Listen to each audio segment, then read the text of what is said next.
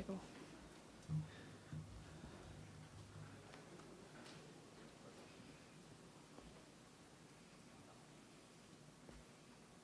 Good? You guys good? Yeah, all right.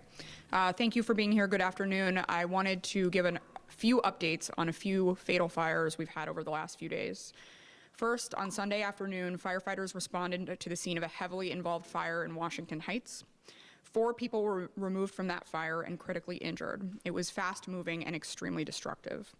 Unfortunately and tragically, 2 of those people have since died, and 2 others remain in extremely critical condition, and we're continuing to pray for their recoveries today. Fire marshals have determined that the cause of that fire was a lithium-ion battery. There were multiple lithium-ion batteries found around the apartment. So far this year, lithium-ion batteries have now claimed the lives of 7 New Yorkers, surpassing the total from all of last year. We want to continue reminding New Yorkers of the safety messaging around these devices and awareness surrounding the best practices for having these devices in your home. We know that micromobility devices are already here. They are in your home today, but we really need the public to heed our warnings and please use these devices safely. We have a new public service announcement to release today, and we're hoping that it continues to educate residents on what to do if these devices are already in their homes. We also want to urge people to share this with their friends and their neighbors to make sure that they can save a life today by reminding people what these devices can do when they implode or catch fire. We also continue to work with local, state, federal, and industry partners on regulation, but we cannot move the needle on this without the help of the public today. So far this year, we have 76 fires, 60 injuries, and 7 deaths due to these batteries. It is quickly becoming one of the leading causes of fire deaths this year.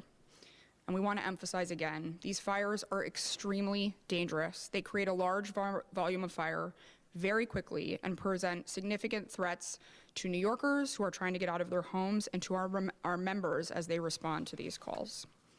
Please, please use these devices the way they're supposed to be used. You can go to our website, fdnysmart.org, for a full list of recommendations and best practices. And just want to emphasize again, and we're going to show a PSA at the end of this, that there are many safe ways to use these.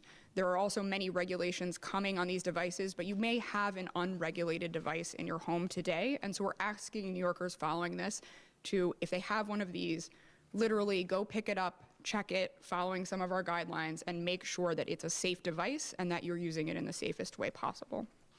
I also want to update you on 2 other fires that occurred early this morning. First, a fire in Brooklyn on Fountain Avenue is still under investigation, but it claimed the lives of 2 people.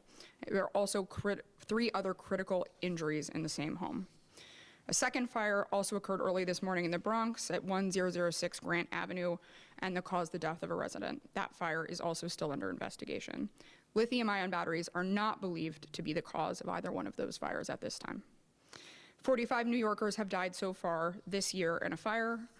This is a moment for us to pause in incredible sadness at these losses, but also to work to continue to remind the public, working with our elected officials, clergy, City Hall, about the incredible dangers that fire still faces and how we can help keep one another safe through education.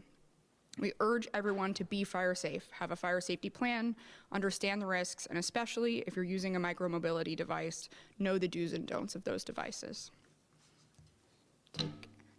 Any questions you have at this time? If someone has one of these batteries at home, Yeah. devices, what's your recommendation to them? Because I'm sure there's a lot of concern that this is possibly dangerous. What would you Yeah, absolutely. What I would urge all New Yorkers to do today, if they have a device in their home, is to go pick it up, look at it. Is it damaged? If it's damaged, don't use it.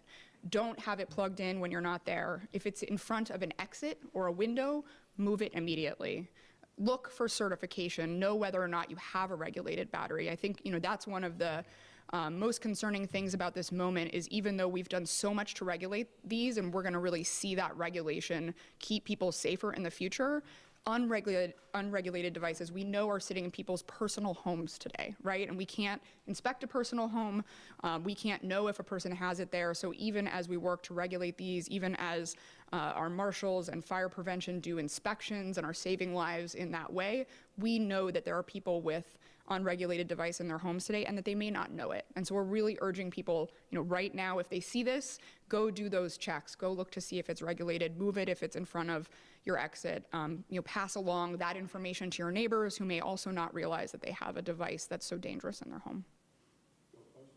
The fire on Fountain Avenue, there's been a lot of speculation of foul play. Is there any new truth to that? It is still under investigation at this time, and we will update you when we have a determination. Steve?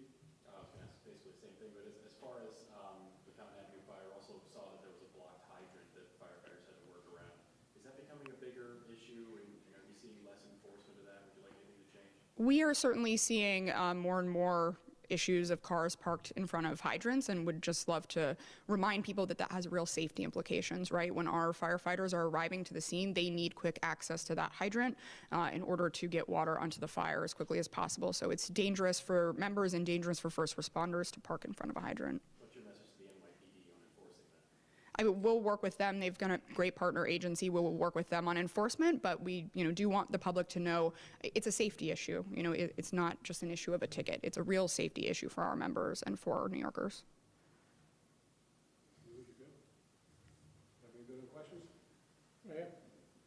What do you got? The Washington Heights fire, it's deemed that the e-bike battery was the cause of the fire. How come on Sunday it was believed not to be the cause? So there was a bike that was pulled out and set in front of the building, and that initially and incorrectly people cited that bike as the cause of the fire, which it was not. But once the marshals were able to get into the apartment, they found a battery, and that battery was the cause of the fire. So that's the clarification. Hey, on Fountain Avenue, foul play or no, there was accelerant found on the scene? It is still under investigation.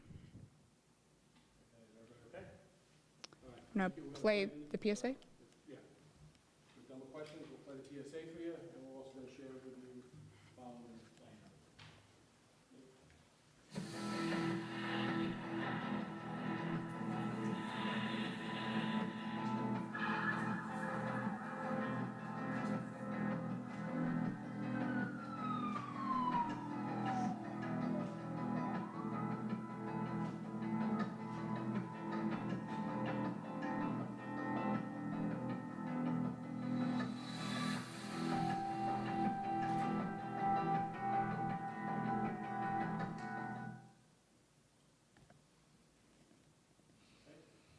Good. Thanks, guys.